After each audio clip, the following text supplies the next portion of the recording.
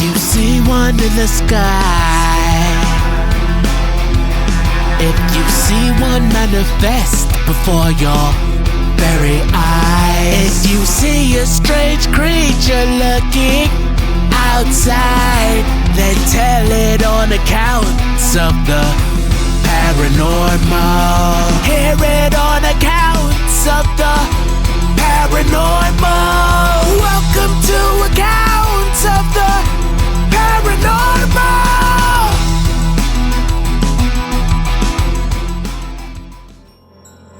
Welcome to the show. Tonight, I welcome Bruce, who comes to us from Florida, sharing his profound experiences with paranormal visitations, including dreams of loved ones and encounters with spirits.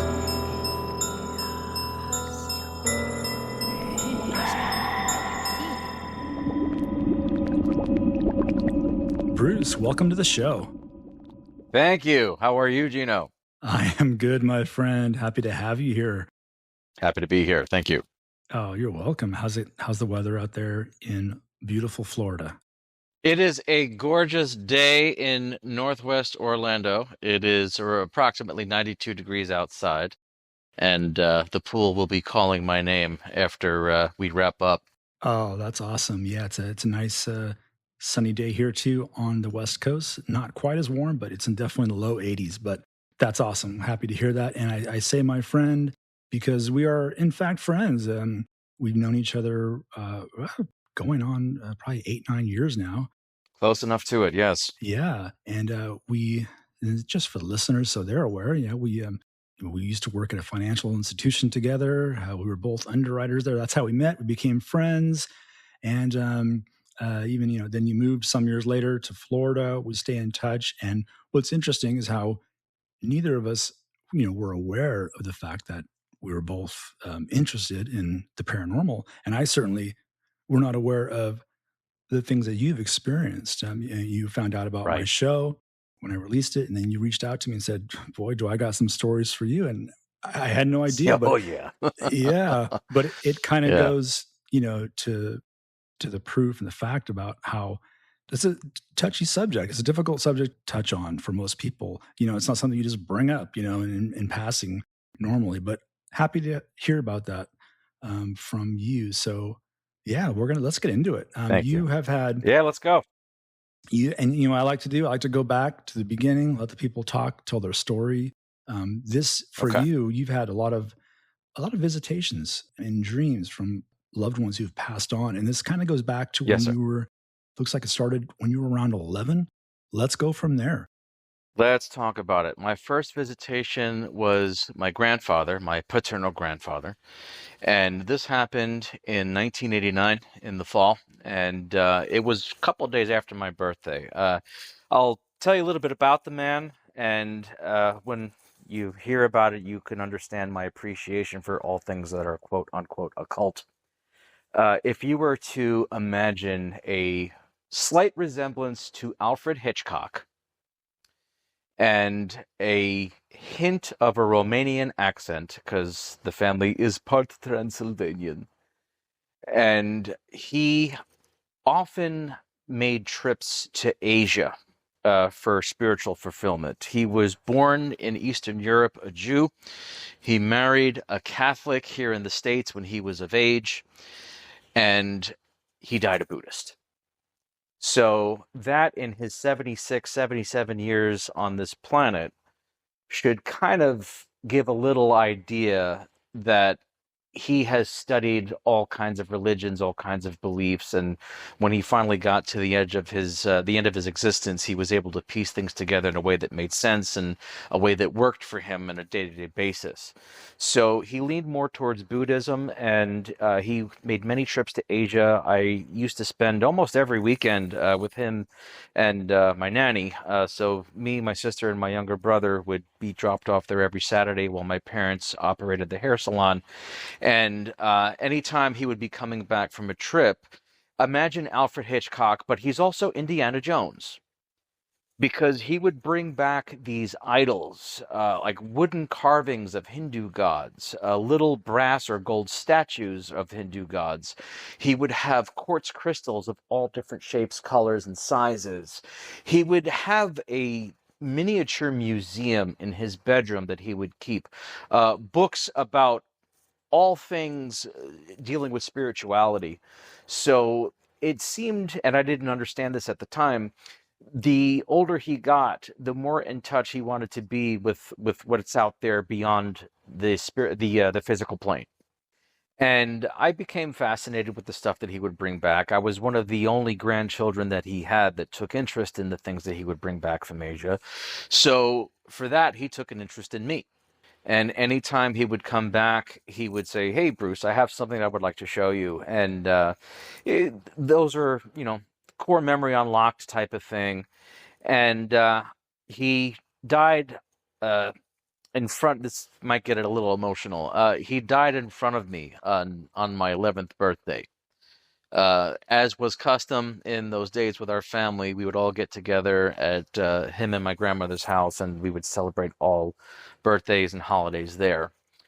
And he passed away of a massive stroke while he was pruning the bushes, or trimming the bushes and the trees outside on the front lawn with my father. And this is where the dreams started, or when the dreams started more specifically. The week of his death was actually the whole night of his death was a very surreal experience, because within 3 hours, every relative that we had in the state of New York was there at the house. We had about 50 people in the house in a matter of hours. And next couple of days, my father's sister, I guess as a goodwill gesture or a gesture of kindness to the widow, she redesigned the interior of the house. So a lot of the furniture was either thrown away or reupholstered, and services come and go. And within a few days of the burial, quote unquote, we buried a casket, but we actually have he was cremated. I have the ashes here in my apartment, as a matter of fact. A couple of days after that, I have this dream where it's the aftermath of the services, and the family is getting together at my grandmother's house to pay their last respects. And the house is loaded again in the dream.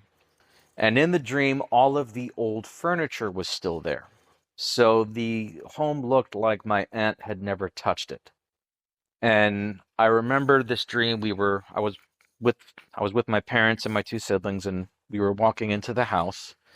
And everyone was just chit-chatting. It's a largely Italian family, that my grandfather married into. So of course everyone was speaking very loudly and, laughing, singing, having some wine here and there. And as I'm walking in, we have this full house.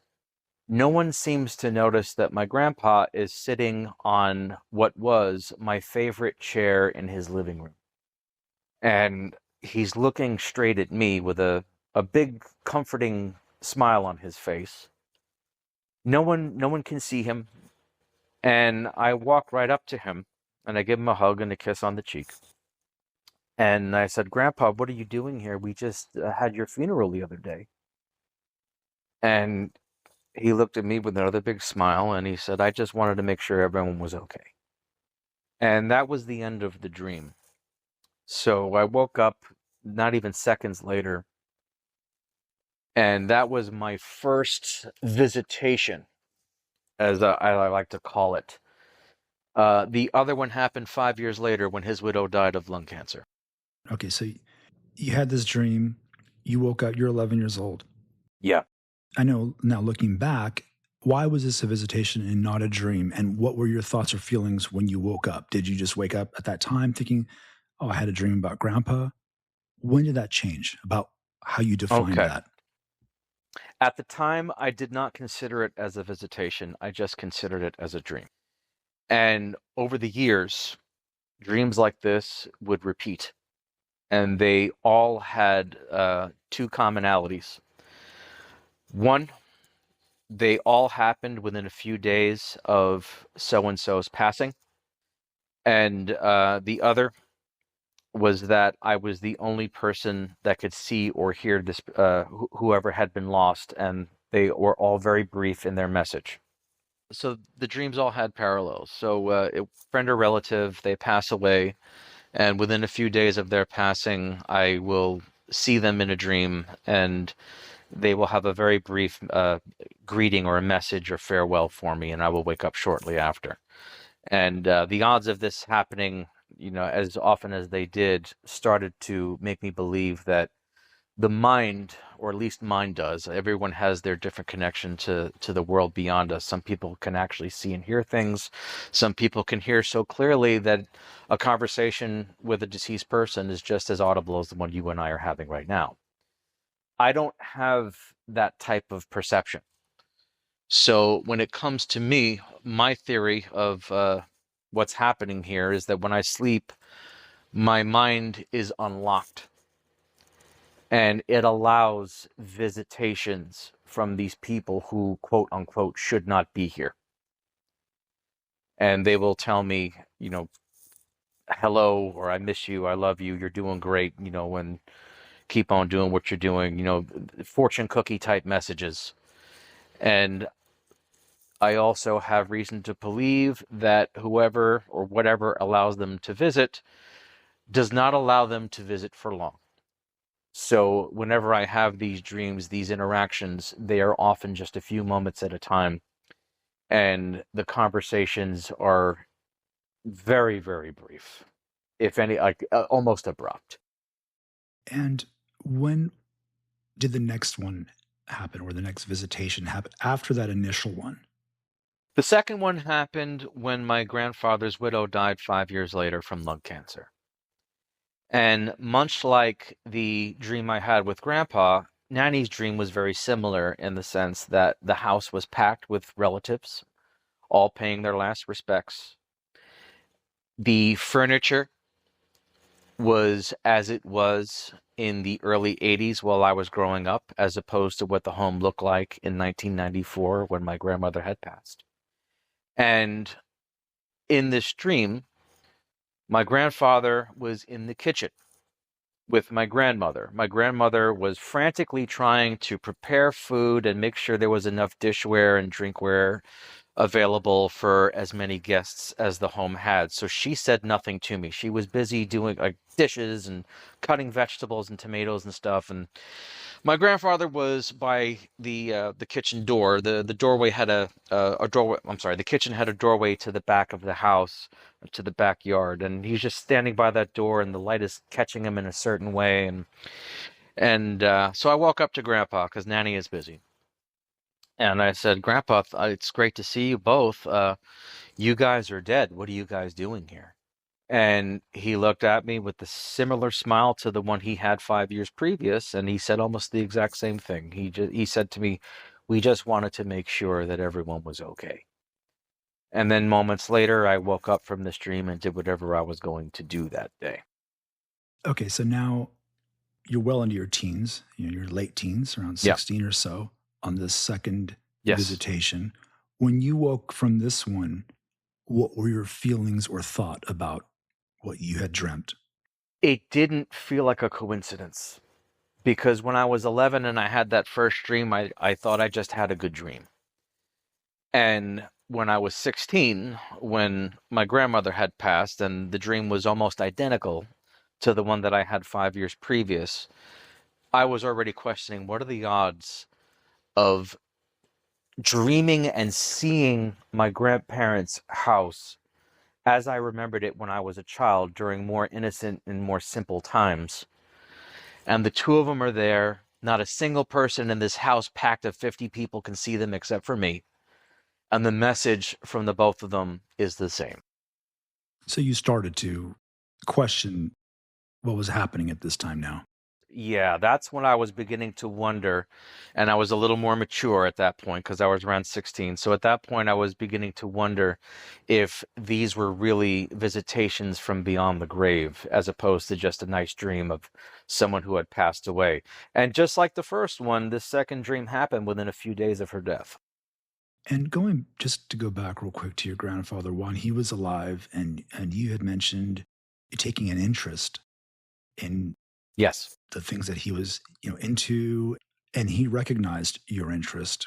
Yes. Did he touch on that? Because, or how, I guess I should say, how much did he talk to you about that or express his beliefs to you? I know you were very young, so I imagine he probably didn't do a whole Yeah. lot, but did he get into it at all with you? Did he talk about what he was into? Did he get into the Absolutely. weeds? What did he tell Absolutely. you at that age? Oh yeah. He got into the weeds with me and my mother. When it came to me, I was too young to really process some of the things that he did outside of the times that we had at his house. Because I already told you about Alfred Hitchcock and Indiana Jones. He was also an Ed Warren type. So while he was not associated with the Warren family in any way, at least not to my knowledge, he did participate in helping rid homes of troublesome spirits or poltergeists, particularly in the American Southeast. And some of the stories, I overheard him talking to my mother in the kitchen about a few of them. I couldn't sleep for days, dude. He was telling me about haunted houses in New Orleans that he would visit with his society, whoever he was doing this with. He had a couple of pupils that would visit the house, and he would introduce me to them. But they would go and do these cleansings, if you will. And we're talking about the stereotypical ghost story of the pots and pans flying around in the kitchen, people getting grabbed by their ankles and ripped off of the beds while they're sleeping, things like that. He was observing this in ridiculously haunted homes, and he and his associates would try to get these spirits out of these houses to allow the dead to rest in peace and allow the families that inhabited the homes to live in peace. So those are the stories that I overheard, just a few of them, but still, like, you listen to that for 5 minutes when you're 10 or 11 years old, you're going to have nightmares. Worse than any of the Freddy Krueger movies, no doubt about it, because this is real. The man was not a hustler, he was not a huckster, he was not a liar, he was a stand-up guy, and these were true, real stories that he was bringing back and talking to my mother about. But when it came to me specifically, to go back to your question, he did not tell me about any of this. He kept that private. When it came to me, the relationship was kind of like Professor X and one of the X-Men, because he had this gift, I suppose, where, actually, you know what? Let me go back. I told you he used to bring back these quartz crystals from Asia. And when I was an infant, this is how, one of the reasons why he took an interest in me, this story. When I was an infant, he was holding on to me in the bedroom, and he put a quartz crystal in my hand. And as the story goes, because I was an infant and I don't remember doing this, I apparently wrapped my fingers around the quartz crystal and put it to my head. That is how monks pray in Tibet. And as I was becoming a toddler, you might recall that I do like to do art on the side. My drawing started at my grandparents' house because we were there for a full day. There were no video games at the house. There were no toys for me to play with. So I would just find paper and crayons, and I would just draw. And I don't remember doing this either because, again, I was maybe 2 or 3 at best. I apparently had drawn a design or a symbol, and my grandfather confiscated it. And he's like, "Go ahead, Bruce, you can keep drawing, draw something different." So when my father, Bruce Sr., wrapped up the hair salon and came in to pick up me and my sister, my grandfather said, "Bruce, I got to show you something." So he goes to grab the drawing, and he's showing the drawing to my father, and my father's like, "Great, my kid likes to draw. What's the big deal?" "I'll show you what the big deal is." He then grabbed one of his books about Tibetan monks from his library, and from the pages, he showed my father the exact same design. And I had no access to his library. I was 2 or 3. I was not climbing up any shelves to get to a book. Didn't even know how to read books. So he took the crystal story and the art story, and that's how he determined, "Bruce, your son was a Tibetan monk in a former life. And I've noticed a few things else about him. He also might have been a Ferguson warrior in the Scottish Highlands, way beyond that. And when you watch your son grow and mature, you're going to notice that he's going to like to be barefoot almost all the time. And as we speak, I currently am. And he's also going to like nuts and dates, which is also correct. I do enjoy, trail mix type, snacks. Whether or not it has anything to do with me wearing a kilt at a nightclub at 2 o'clock in the morning, it was not to be determined at that time.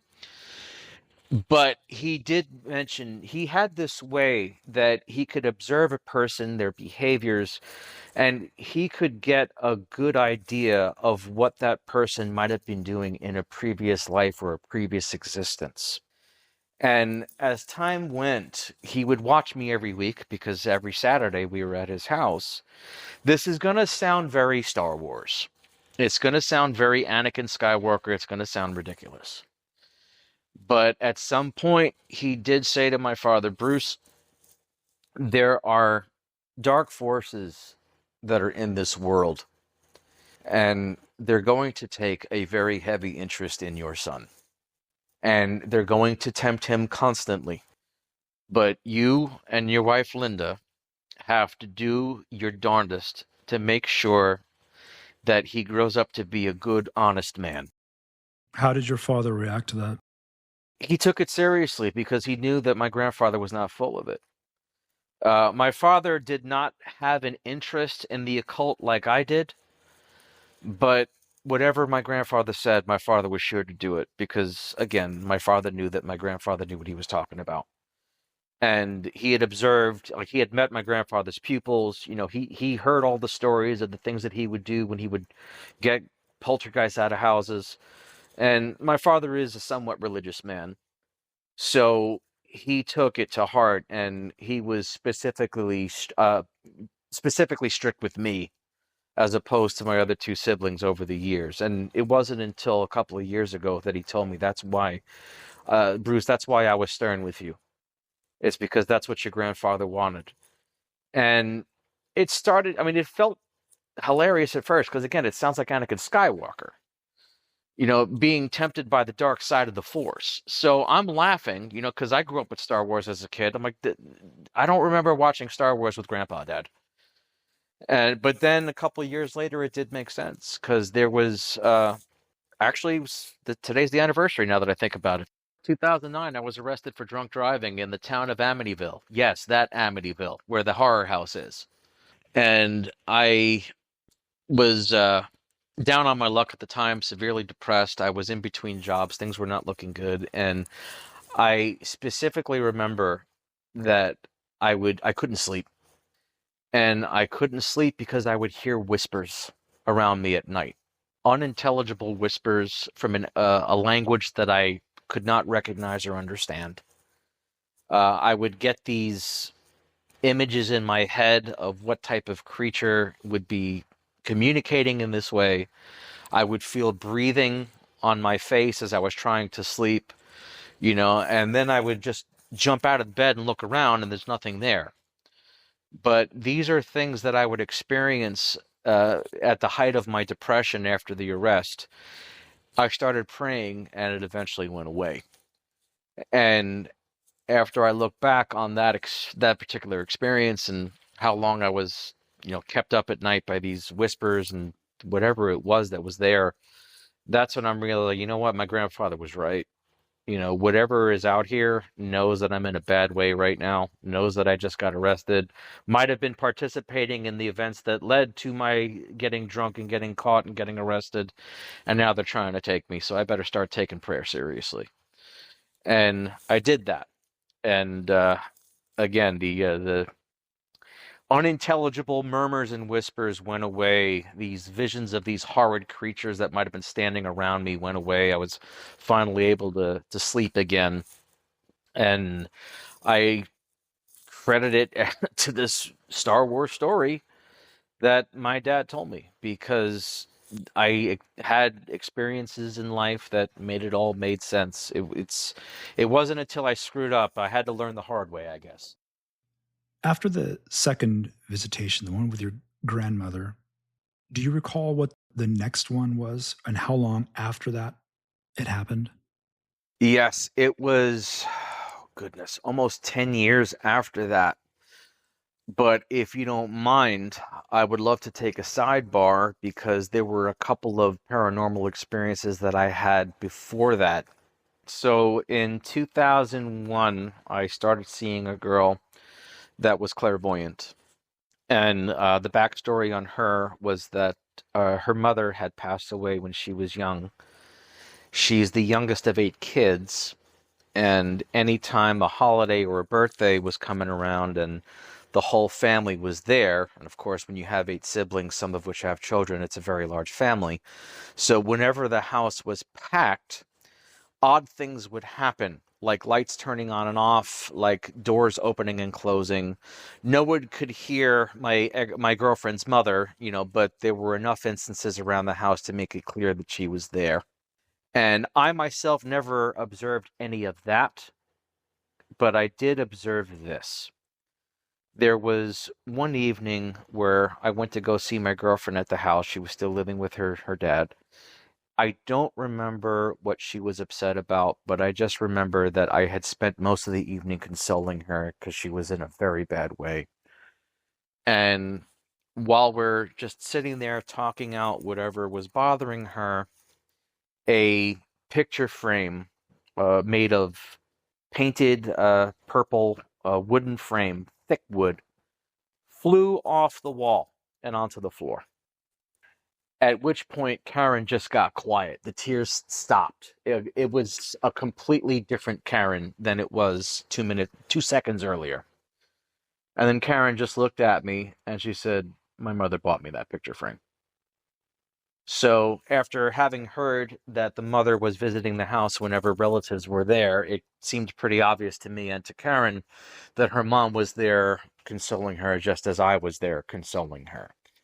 And there was one night, sometime after that, Karen had a candelabra that could hold 3 candles on it, and we were just sitting there watching TV. She used to love watching Golden Girls, so I had to watch every single episode of Golden Girls there was at least twice in my lifetime. But there was one night where all of the flames were lit on the candles of the candelabra, and they were all perfectly still and tilted at a 90-degree angle and held steady there. I had never seen anything like that before in my life. No flicker, no wave, nothing. It looked like Christmas lights that were hanging off to the side. And she noticed it, and that's when she says, "That's usually a sign that a presence might be here in the house with us." And how long was it like that? It was like that the whole night. We never saw it since. We never saw it before. But that night, when she had the candelabra lit, every single one of those lights was pointed in one direction at a 90-degree angle, perfectly still. Did she ever mention any other type of activity happening in there? Yes, and I was there for some of it. Karen had a foolish need to dabble in witchcraft and spell casting. And when we had first met, she told me that she had done a spell cast when she was 15, that a rival in high school would get pregnant or situated with an unwanted pregnancy. And when it comes to Wicca and spell casting and all that, the rule is whatever you cast on someone else will come back to you threefold. What else could possibly be 3 times worse than an unwanted pregnancy? Answer: losing your own mother. So she stopped practicing or dabbling or whatever she was doing. She took the blame, basically. She didn't talk about that freely with her relatives, but she felt very guilty, and she felt like she had something to do with her mother's passing. And when she and I were together, she's thinking, all right, well, I'm older now. I could probably handle this a lot more responsibly and maturely. So she would do spell casts for money because she was broke like a joke. And I specifically remember hearing the sound of rustling leaves in the bedroom. She had a wooden floor in that room. The windows were closed because it's New York State and it's cold during the wintertime. There's no reason for us to have the windows open. So I remember hearing rustling leaves along the floor of the room without any leaves being there. And shortly after she was done with that spell cast, she's got this big smile on her face. All right, let's see what happens now. And a couple of weeks after that, she got rear-ended in a car accident. She actually got rear-ended twice within 30 days.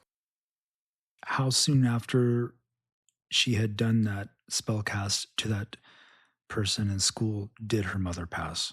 Do you know? Do you recall? I don't recall. If I remember right, her mother had gotten sick, so it would not have happened immediately. It would have been a slow death, for lack of a better selection of words.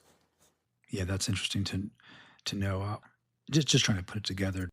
I don't know, maybe to help her, to recognize that maybe it wasn't her.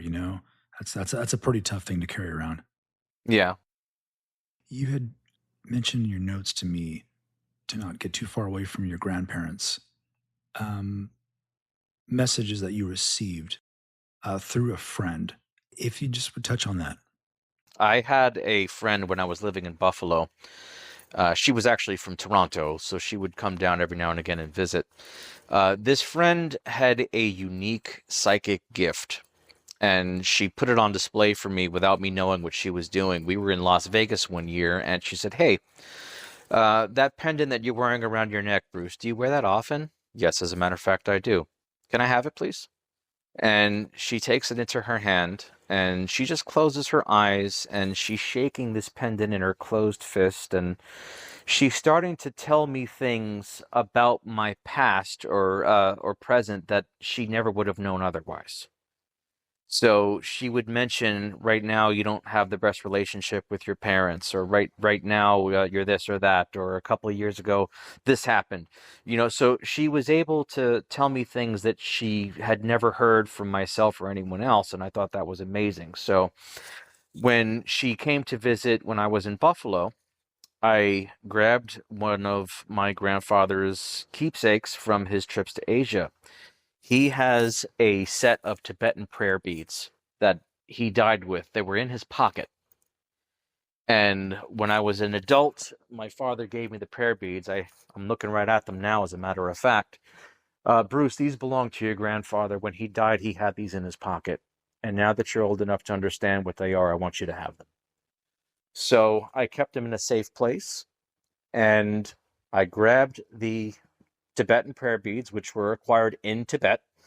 Not just something that was bought on the side of the road with the title Tibetan prayer beads on it. He actually went to Tibet and acquired them.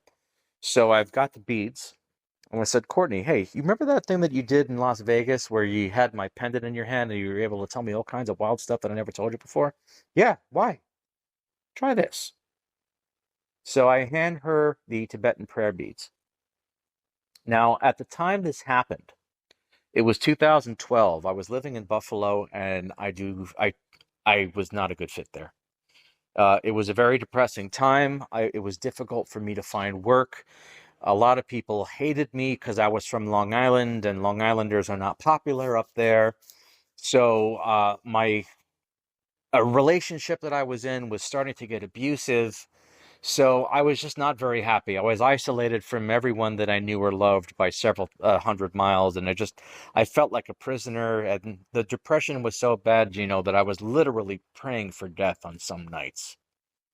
So that's where my head was at the time this happened. So she grabs the prayer beads, and she did the same thing that she did in Las Vegas. She's got a closed fist around the beads, and she's got her eyes closed, and she's leaning her head back, and she's describing the landscape of where the beads were acquired from. She's describing the monk that gave my grandfather the beads, and we actually have a picture of this man somewhere in my father's house.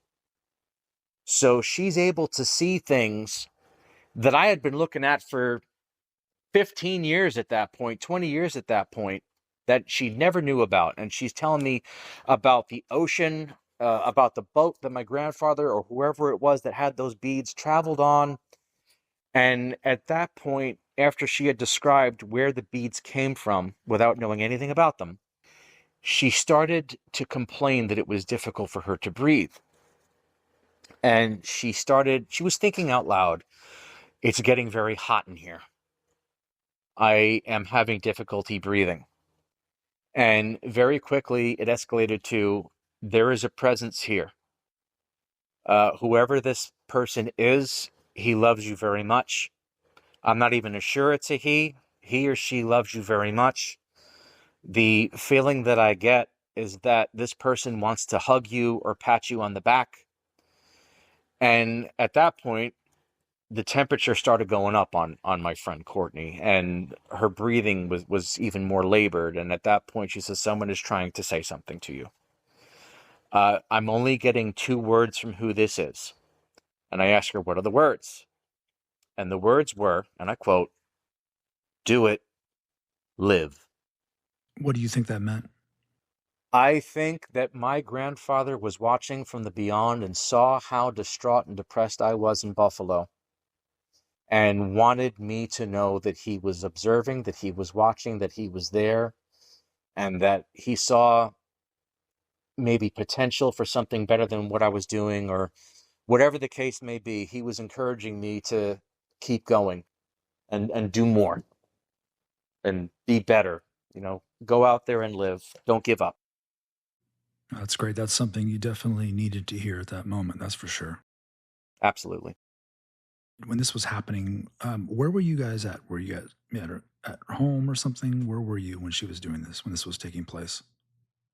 We were in my apartment. Myself and a different girlfriend were living together in Buffalo, and Courtney and another friend had come to visit us for the weekend. So this was done in my living room on the floor. And as soon as she gave me that quote from my grandfather or whoever it was, at that point I was, fighting very hard to withhold the tears. And at that point I figured I've seen enough. All right, let's shut this down now. You could take a breather and I could take a drink. Did she ever tell you anything else? Not from her. In 2010, I was visiting South Carolina to see a girl. At that time, it was about a year into the DWI. I was fighting with the courts and still unemployed and collecting unemployment benefits. So I did some traveling for mental health. And I visited a girl in South Carolina who claims to be clairvoyant.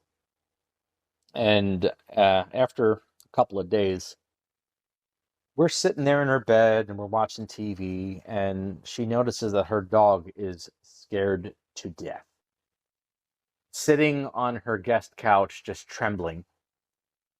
And at that point, she was calling the dog wouldn't come up to her. So she got up and she picked up the dog and she brought it into the bed. And at that point, she said to me, Bruce, I've been hiding this for a couple of days. I can't hide it anymore. When you came to my home here in South Carolina, you did not come alone. And I said, what are you talking about? There is an older woman and a young man. The older woman does not want me to see her. She's wearing a dress. She has a flowery scent to her. She's not a malicious spirit. Whoever this person is, this person loves you. And I can't see her face, but I can tell that she kind of walks with a hunch. So I could tell that she's an older person. And the other spirit with her is a man that is more your age. And I'm thinking to myself, okay, you're probably seeing my grandmother. And you're probably also seeing my cousin Adam, who passed away at the age of 33 almost 20 years ago. So I'm thinking, okay, looks like I was followed, and my grandmother was kind of favored Adam a lot. So that's how I figured these are the 2 spirits that I was with. The next day is when I was convinced, because the next day this girl wakes up and she said, I had a dream last night that I was walking through a house. I had never been inside it before. Okay, what kind of house was it? Gino, she described the blueprint of my grandparents' house, room by room, without having seen a single photograph. She described walking into the rear entrance where the kitchen is that I had mentioned, going through the kitchen, going through the dining room, going into the living room, hooking a right, and seeing the guest room, the bedroom, and the spare room, and the bathroom. She described the entire house without having seen a single photo. And at that point, I'm thinking, okay, Nanny's here. And there's just absolutely no way she could have known or found out. Absolutely none. Did she have any messages for you after that? This particular girl did not have any messages for me after that. She just said that whoever it was, they were partially hostile to her because they didn't like her, and protective of me. And after this happened, one thing leads to another, and she and I are no longer speaking. But before that happened, her father was terminally ill, and she would start to see presences inside the house as she got closer to his passing. Shadow figures, no one that she can identify, just random figures and random shadows that would enter the house. And she might have been full of it because she was not the most honest person in the world. But the description that she had given me of my grandmother and my cousin, as well as my grandmother's house, were spot on without having any prior knowledge of what any of them looked like. Yeah, no, that had to have blown you away for sure when she was describing the layout of that home. That's incredible. Yeah. And certainly helped to convince you about the other things that she was telling you about those who came with you, according to her. But that's funny that she said they didn't like her, and then it ends up going south. Like it's almost like they came to say, Bruce, let's get away from this. Get out. Yeah, exactly. Get out now. Exit stage left. That's pretty crazy. And to let you know how crazy it actually did get, Gino, we went to Waffle House at some point that weekend, and we're just sitting there enjoying some waffles. And next thing you know it, the air vent flies off the wall inside the Waffle House, inexplicably. And the girl that I was with just looks at me with cartoon eyes bulging out of her head. And the first thing is that them? And she just nods her head. So not only did they disapprove of her, but they tried to throw an air vent at her. I don't mean to. That's funny. That's actually. I mean, we're looking back, so we can laugh about it. That's crazy. Yeah, that is crazy. We're running close now on time. I know. I'm just staring at my screen and my notes. I know you got a lot more to touch on, and I don't think we're going to be able to do it. I try to keep these episodes under an hour for the listeners so they can catch an episode on their commute or at the gym. If you don't mind, let's come back for a part 2 so you can button up. I know you still have a lot to touch on. How's that sound? That sounds fantastic. All right. Looking forward to it. Let's do that. Thanks for coming on, Bruce. Thanks for having me. Thank you for listening. I appreciate you being here. If you have an account to share and would like to be on the show, email me at show@accountsoftheparanormal.com and tell me what you saw. You can catch this show wherever you listen to podcasts, as well as our website, accountsoftheparanormal.com, where you can access full episodes and links to all our socials and our YouTube channel, where you can listen and watch along with visual images. And if you're a fan of what you heard here, please like, share, follow, subscribe. I appreciate the support. I'll see you next time.